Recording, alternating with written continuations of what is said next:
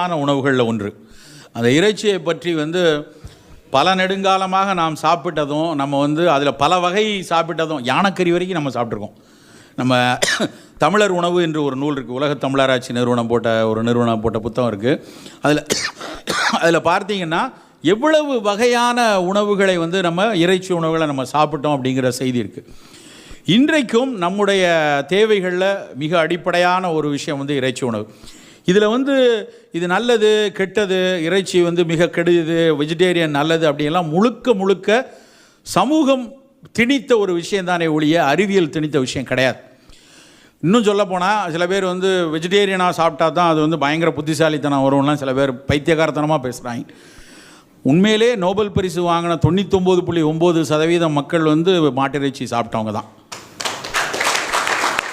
So இறைச்சி எந்த விதத்திலும் கேடான ஒரு விஷயம் இல்லை. இறைச்சிக்கான தேர்வு